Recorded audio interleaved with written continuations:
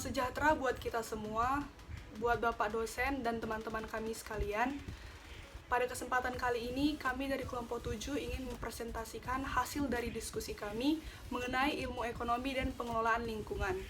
Perkenalkan, nama saya Netania Perbiagita Tarigan dan teman saya Debbie Renita Siregar.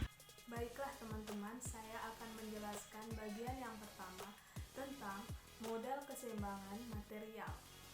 Keseimbangan material adalah metode perencanaan ekonomi di mana persediaan material dicatat dalam satuan alami atau berkebalikan dengan menggunakan perhitungan moneter dan digunakan untuk menyeimbangkan persediaan masukan yang tersedia dengan keluaran yang ditargetkan. Penyeimbangan material melibatkan pengambilan survei masukan yang tersedia dan bahan baku dalam suatu perekonomian dan kemudian menggunakan neraca keuangan untuk menyeimbangkan masukan dengan target keluaran yang dispesifikasikan oleh industri untuk mencapai keseimbangan antara penawaran dan permintaan. Mari kita lihat sama-sama gambar model keseimbangan material. Baiklah, saya akan menjelaskan gambar pada model keseimbangan material. Gambar ini menunjukkan ada dua aliran limbah, masing-masing mengalir dari dua peserta pasar, yang artinya limbah keluar dari aktivitas konsumsi maupun aktivitas produksi.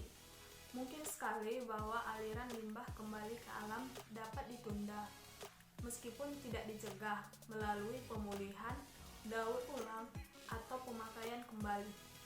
Perhatikan bahwa pada model di atas ada aliran dalam yang berasal dari dua aliran limbah kembali ke pasar faktor. Aliran dalam ini menunjukkan bahwa sebagian limbah dapat dipulihkan dari aliran dan didaur ulang untuk kegunaan lain atau dipakai kembali dalam bentuk semula. Kedua aliran inilah yang merupakan pusat perhatian ekonomi.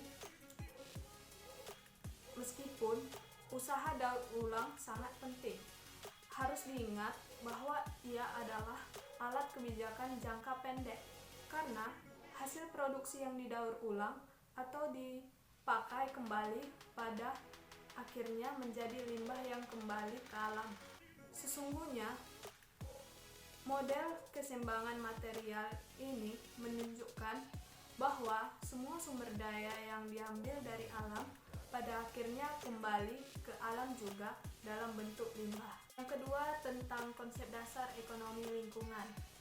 Ekonomi lingkungan pada dasarnya mencakup masalah kerusakan lingkungan atau polusi yang diakibatkan oleh aliran limbah dari suatu kegiatan ekonomi.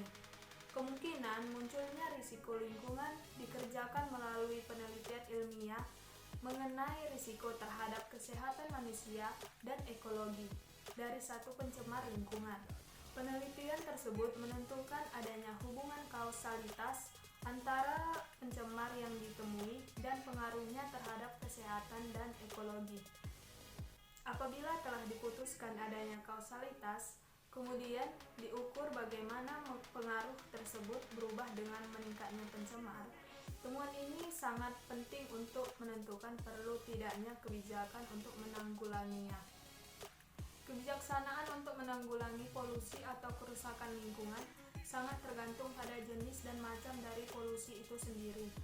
Oleh karena itu, sangat penting mengetahui berbagai cara penggolongan limbah yang merusak lingkungan. Cara membedakan polusi berdasarkan atas sumber penyebabnya dapat dikenal. Yang pertama, pencemar alami yang bersumber dari alam. Pencemar alami terjadi karena proses alami, misalnya gas yang timbul dari kotoran hewan dan tumbuhan, bahan dari letusan gunung berapi, rasa garam dari semburan laut, dan sari bunga, dan sebagainya. Yang kedua, pencemar non-alami yang disebut pencemar antropogeni. Pencemar ini disebabkan oleh kegiatan manusia, meliputi semua limbah yang berkaitan dengan produksi dan konsumsi.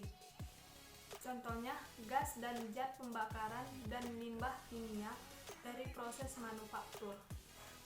Dari kedua jenis pencemar ini, pencemar antropogenik merupakan materi utama pembahasan dalam ekonomi lingkungan, khususnya disebabkan oleh karena alam mempunyai kapasitas yang terbatas atau tidak mampu mengasimilasikan secara tuntas.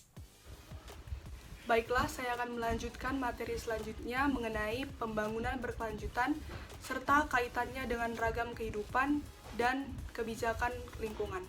Pembangunan berkelanjutan atau biasa disebut dengan sustainable development adalah suatu pembangunan atau pengelolaan yang dimaksudkan untuk kebutuhan masa sekarang, tanpa membahayakan generasi mendatang untuk memenuhi kebutuhannya. Pembangunan berkelanjutan juga bisa disebut dengan upaya peningkatan sumber daya manusia dalam meningkatkan kualitasnya secara bertahap dengan melihat faktor lingkungannya.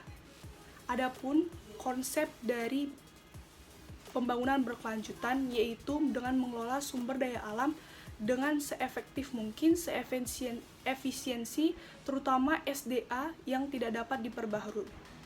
Konsep dari pembangunan berkelanjutan ini terjadi di berbagai negara. Proses yang bersifat monoton dalam pelaksanaannya dan diperkuat oleh pemimpin-pemimpin bangsa. Dan dalam proses pembangunan berkelanjutan ini tidak hanya sumber daya alam yang ditingkatkan, melainkan sumber daya manusia dan iptek dengan menserasikan ketiga komponen tersebut yaitu SDA, SDM, dan iptek dengan secara berkesinambungan. Arah dari Sustainable Development Goals atau pembangunan berkelanjutan ataupun merupakan tujuan dari pembangunan berkelanjutan tersebut tidak terlepas dari Millennium Development Goals yang resmi berakhir pada tahun 2015 dan merupakan awalan dari beberapa negara untuk memulai menciptakan ataupun merumuskan sebuah platform yang baru untuk mewujudkan cita-cita mulia. Di markas PBB New York, secara aklamasi 193 negara resmi mengadopsi Sustainable Development Goals sebanyak 17 tujuan terbagi 169 target untuk menjadikan kehidupan manusia lebih baik. Dan berikut adalah 17 dari tujuan tersebut.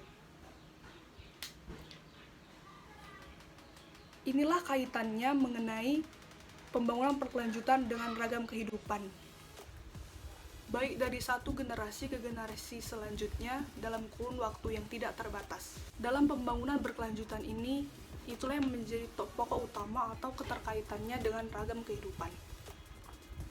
Selanjutnya, yaitu kebijakan lingkungan.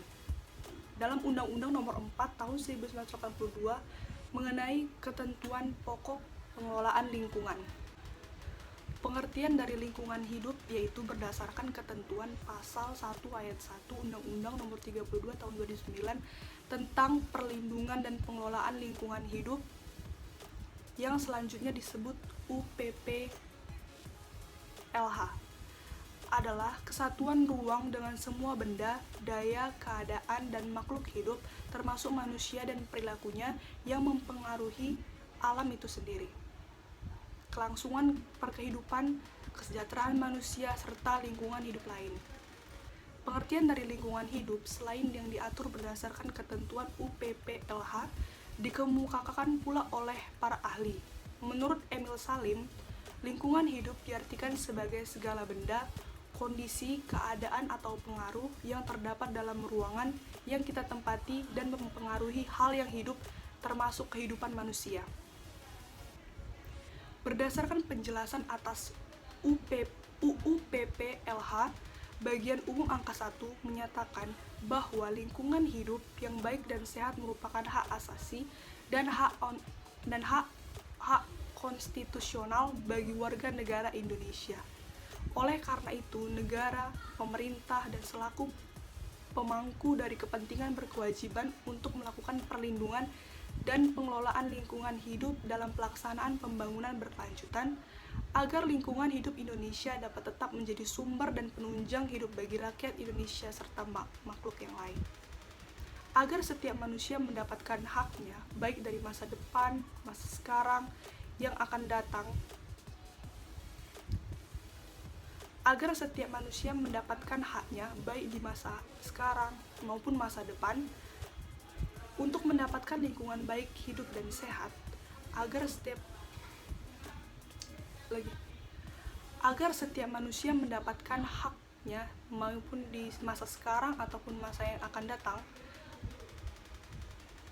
untuk mendapatkan lingkungan hidup yang baik dan sehat ataupun lingkungan hidup yang berkelanjutan, maka penting adanya perlindungan atau pengelolaan lingkungan hidup. Di pasal 2 UU PPLH, perlindungan dan pengelolaan lingkungan hidup dilaksanakan berdasarkan asas tanggung jawab negara, kelestarian dan berkelanjutan, keserasian dan keseimbangan, keterpaduan, manfaat, kehati-hatian, keadilan, ekoregion, keanekaragaman hayati, pencemar membayar, partisipatif, kearifan lokal, tata kelola pemerintah yang baik, dan otonomi daerah. Secara detail, asas-asas perlindungan dan pengelolaan lingkungan hidup, penjelasan pasal UU PPLH menentukan sebagai berikut. A. Asas tanggung jawab negara. B. Asas kelestarian dan berkelanjutan. C. Asas keserasian dan keseimbangan. D. Asas keterpaduan. E. Asas manfaat. F. Asas kehati-hatian. G. Asas keadilan. H. Asas ekoregion. I. Asas keanekaragaman hayati. J. Asas pencemar berbayar. K. Asas partisipatif. L. Asas kearifan lokal. M. Asas tata kelola pemerintahan. N.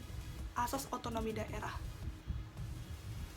Dan prinsip dari kebijakan lingkungan itu sendiri yaitu merupakan pengelolaan lingkungan hidup dengan kebijakan yang bertujuan menyeimbangkan ekologi bagi makhluk hidup.